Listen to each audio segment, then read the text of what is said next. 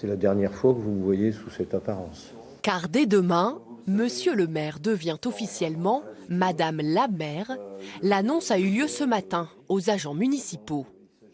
J'étais sur une intention très forte de démissionner, voire de déménager. Vous savez, on dit vivons heureux, vivons cachés. Tout compte fait, j'ai décidé de vivre heureux et pas caché. À 63 ans, Alain Zabot laisse place à Estelle Zabot. Changement de genre et d'identité assumé.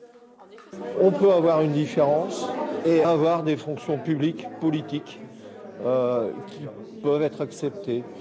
Et en fait, aujourd'hui, le sentiment que j'ai, c'est plutôt la fierté d'avoir eu confiance en moi.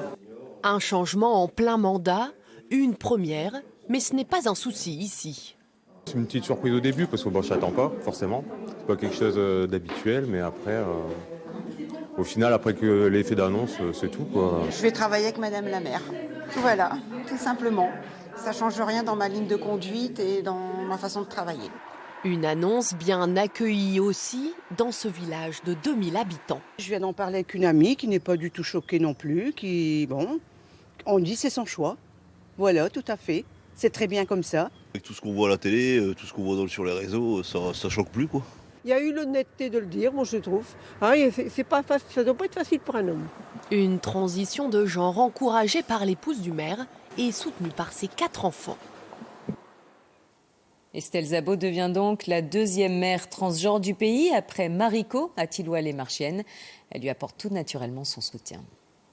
L'idéal serait qu'on n'en parle pas, que ça devienne quelque chose de naturel, mais aujourd'hui c'est pas encore le cas. Donc je trouve que c'est un beau geste politique, puisqu'il y a eu aussi un vote de confiance au Conseil, et où il n'y a eu aucun refus. Donc même l'opposition ne s'est pas prononcée contre. Ça va dans le bon sens. Alors, statistiquement, on devrait avoir 30 à 40 maires trans en France, donc il y a encore beaucoup de coming out à venir. Donc, je les encourage à le faire, ne pas avoir peur et montrer que la société française, au final, est très bienveillante.